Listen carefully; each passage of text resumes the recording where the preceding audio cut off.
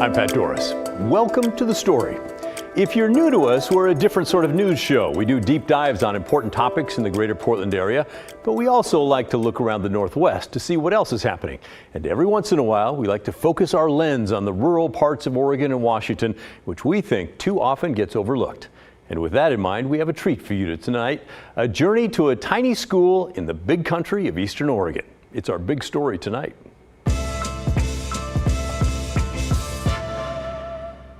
Those of you who live in rural areas know that life is different there than here in the big cities. And most of you like it that way, which is great. This story is about that difference found in one tiny school.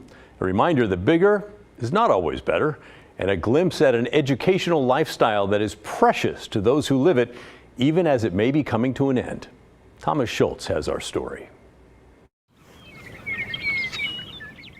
In the most unusual of places, it's possible to be surprised by the ordinary. Like kids on their way to school. Let's head in, guys. 3 students, All right. to be exact. Any questions? Okay. We started here with 6 and then a family moved away, so now I have 3. Just 3 in the whole school.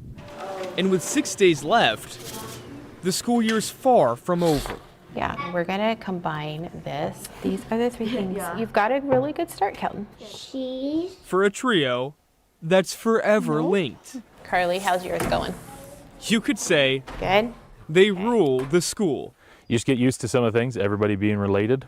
Tyler Johnson Yeah. is the superintendent of the Jordan Valley School District, serving a small ranching community in eastern Oregon, just minutes away from the Idaho border. So we're gonna label. Charlie the and picture. Carly are sisters. What do we have to do here? Kelton's their cousin. Yep. And they've all gone to Rockville Elementary School since kindergarten, continuing a decades-old lineage. At the only elementary school within a 40-minute drive. It's an incredible place to be. It doesn't get any better. So not only are you teaching in a building that's been in existence for a long time, but their families have attended school here. These 3 are the 3rd generation of Mackenzies to attend Rockville. All right, kiddos. And when there's a break in the day, they're quick to be outside. There you go. Even recess means getting creative. Because the Mackenzies are meant to be outside. Recess is over. Your summer plans are to rodeo. For generations, their family has ranched. I like horses a lot. And they're next in line. Already, they feed and water dogs, pigs, and goats, and horses. for hours after school. And for the cattle? And then when they have calves, brand them. They don't quit. They work. There's no going home and watching TV.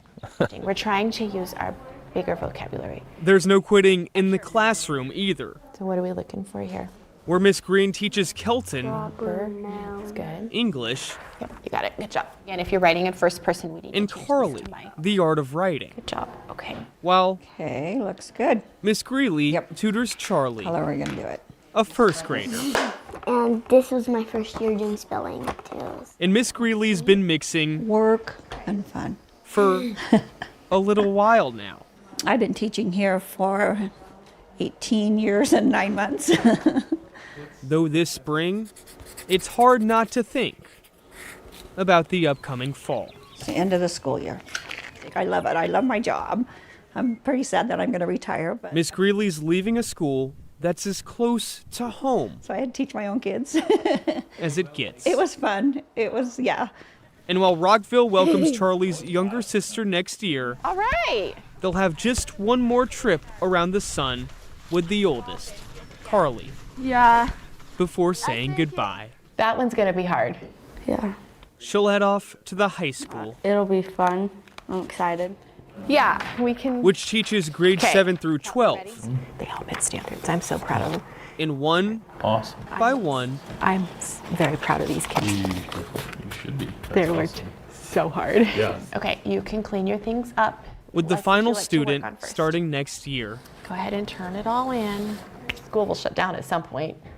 if we don't get more families, which in Rockville is pretty rare. So yeah, she'll be my last kindergartner. That's sad to think about because I love kindergarten. The school will close in 8 years. And after spending a decade or two Good job, 'cause you're teaching taking kids to read and to write Okay, you're getting close. for the first time, There you go, perfect. these teachers I've known a lot of them from birth. will have to watch from afar Put your binder away.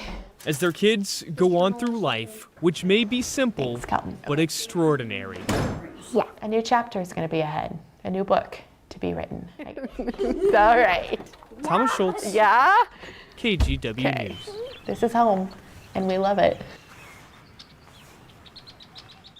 Thomas is with me now, and fascinating story. How do they keep that place running? Yeah, it doesn't cost much, right, Pat? I mean, $98,000 is all it takes. They've got one teacher, one assistant teacher, the Chromebooks. I mean, you got to keep the lights on somehow, but very cheap and inexpensive for them out there. And that money comes in from the state? From the state, yep. Okay, and how do the kids do when they go on to high school and college? So it's actually a surprise for these kids once they go to college. We spoke to the superintendent, Tyler Johnson, who said that once these kids go to college, they realize that they're actually ahead of the curve. They think that maybe they would be behind because they're from such a small school district. Maybe the big city kids are more developed. Turns out that's not the case because of that one-on-one attention that they're getting. And you mentioned they're using the same technology that all the other kids are in all the other schools? Yeah, same technology. You get the Chromebooks out there. Of course, they're still using the pen and paper as well. The key difference is, I mean, you have a teacher who's able to spend one-on-one time when she's just teaching two kids, even though they may be different ages. Yeah, it's almost like being homeschooled. Yeah. Very impressive. Private tutor, yeah. Cool rural way of life. Yep. Thanks, Thomas. Appreciate you bringing us that story. And now your turn is up. We'd love to hear your thoughts on that story. It's almost a throwback to a different time, I think. Email us, will you? The address is thestory@kgw.com or call and leave a voicemail, 503-226-5090. Now let's bring things back to the Portland area by taking a look at how Washington County is gearing up for the recriminalization of drugs in September. That's just over 3 months away. Deflection programs, they're called, and they're meant for people to keep them out of jail when they're found with drugs and get them into treatment instead. But a big question is this: will those off-ramps, those deflection programs, be ready on September 1st when the new law kicks in?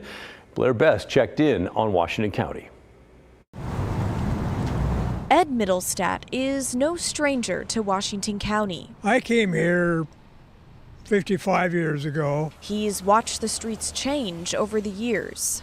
Well, it's just gotten worse and worse and worse. He's talking about public drug use, a deadly crisis impacting communities across Oregon. It has kind of grown a bit more prominent over the years. A lot of people should have a better reason for living than having drugs. You know, we need to give them a reason to be happy, and good music and other things other than drugs. Give them other alternatives. Come September, officials in Washington County will try and do just that as part of a statewide deflection program to connect people using hard drugs to treatment and other services instead of jail. And right now, what we've been focusing on is just really sketching out some of the details of our deflection program. They started back in April when Governor Tina Kotek signed House Bill 4002, making possession of small amounts of street drugs like fentanyl a crime again in Oregon, and gives counties millions of dollars to expand recovery services that would become alternatives to criminal punishment. The goal will be to evaluate them, get them connected to treatment so that we can just deflect any of these pending charges. The Sheriff's Office is going to play a crucial role in the implementation of this program. It's still unclear what exactly their role will look like, but we're told when they come across someone using drugs, they'll refer them to a county deflection team. Our goal is really not to impact local law enforcement, not to get them to make a lot of decisions out on the road. I think the wheels are turning, and my understanding is that they have a program that is in progress, but I don't think they've fine-tuned all the details yet. Well, I hope it works. Not too many things work here. All right, so keep in mind that creating this deflection program is not a requirement, but the counties that choose to do so, they could differ in their approaches. So what deflection could look like here in Washington County could differ from that of, say, Multnomah County. But here in Washington County, they say they will have a plan come September, and they expect it to evolve as time goes on. Blair Best, KGW News. Thanks, Blair. Good to know they're working on it. Coming up next on The Story, an update to a story we've been following out of the state of Washington on a lawsuit involving healthcare racism. A major children's hospital asked a judge to throw out the case, the ruling, and what the family said about that ruling when The Story returns.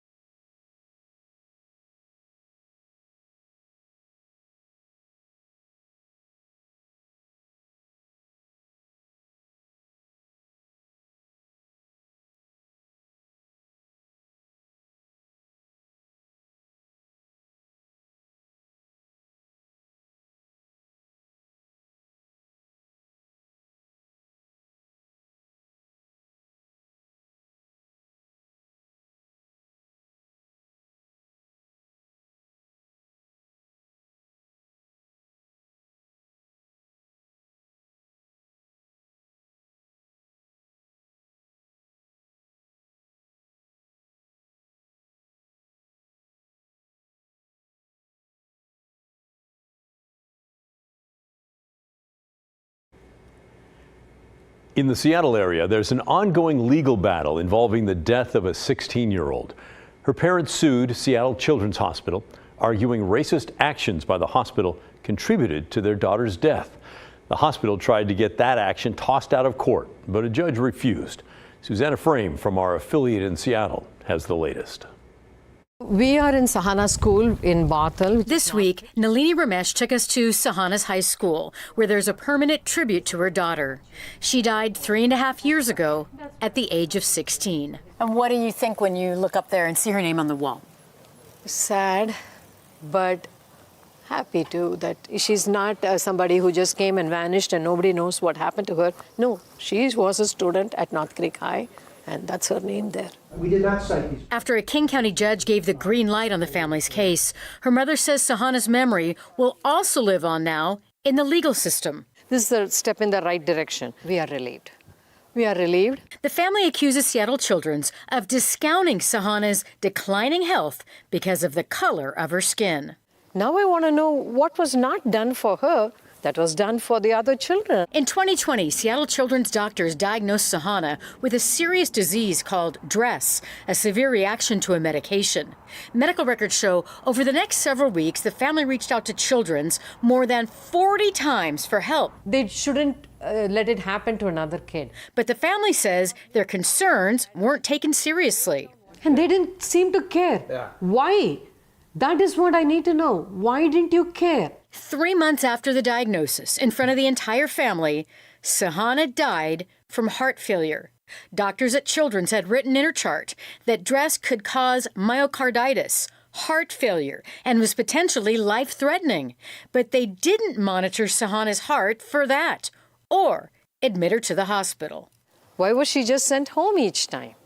What were the standards for admitting patients? How was it different for Sahana?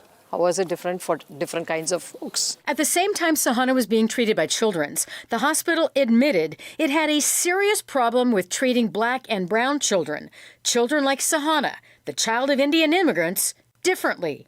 Their own experts found the hospital was enabling and perpetuating systemic racism. It is sickening. If the doctor did that on a basis of race, that would be sickening. Now the family wants Children's to hand over records of the other patients treated for DRESS. Were white children getting admitted more often than patients of color? So far, attorneys for Children's have refused to hand that over. I always fought for her, and she'd be happy that I'm still doing that, and I would always be doing that. I'm not going to stop. I'm not going to stop. I need all the answers. I'm not going to stop. Children's declined again to do an interview, but in a statement they said they care for some of the most complex pediatric cases in the region, and their goal is to always provide the best and most equitable care to every child they serve. That was Susanna Frame reporting. Coming up next on The Story, part 2 of our series this week exploring extremist hate groups. We're going to hear from a former self-described skinhead who grew up in Vancouver on how he got involved with the Aryan nations and why he thinks hate is on the rise.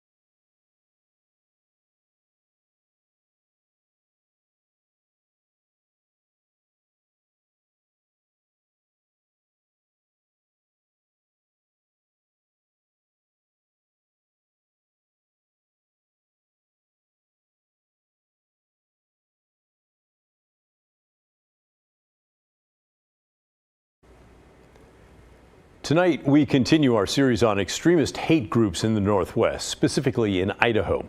Last night, we learned about their history. Tonight, why people join such groups. We're going to hear from the former member of the Aryan Nations. Justin Core from our sister station in Boise has our story.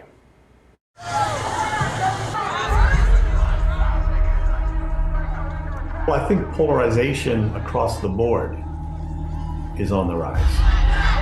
Tony McAleer is the president of the Cure for Hate Consulting Group, which helps people respond to the threat of violent white supremacist groups in their communities.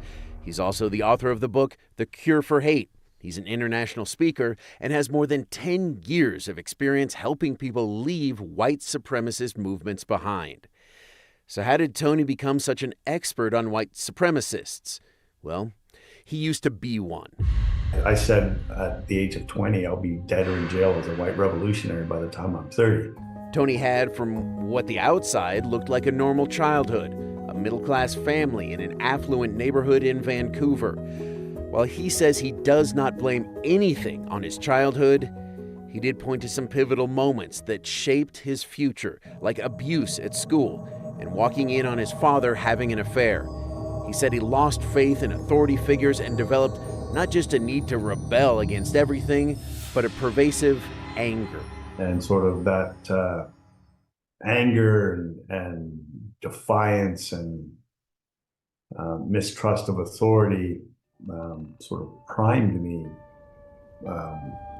for first becoming a skinhead and later joining the Aryan Nations. The same Aryan Nations that plagued Idaho throughout the 80s, 90s, and early 2000s from its headquarters near Coeur d'Alene. He deeply regrets it now, but at the time, it was exciting.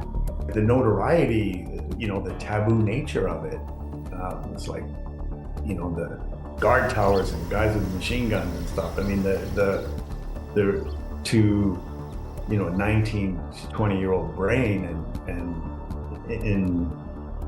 in the full throes of rebellion and defiance to authority, that was the ultimate place to go. It was here in this Idaho compound that not just the Aryan Nations, but neo-Nazis, Klansmen, and other white nationalists came from across the country to convene, spread hate, and violence. McAleer eventually moved on from this group to the even more radical white Aryan resistance. But why was he so attracted to it at all? He says he was able to get something back that he lost as a kid. There was always these older father figure types in the movement, whether it be Pastor Butler or Tom Metzger or any of these things that gave me the attention and acceptance and approval that I could never get from my dad. I got a sense of brotherhood and community. I got attention when I felt invisible. I got acceptance when I felt unlovable. And I got power when I felt completely powerless and weak. So if all that turned an average kid into a white supremacist, what turned that white supremacist into a crusader for love, acceptance, and compassion? He says it was the birth of his daughter and later his son that forced him to confront who he really was.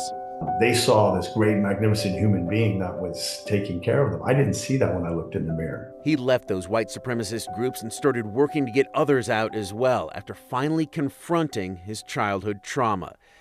It's a trauma that he says is very common in those groups, which causes the members to hate themselves first before hating others.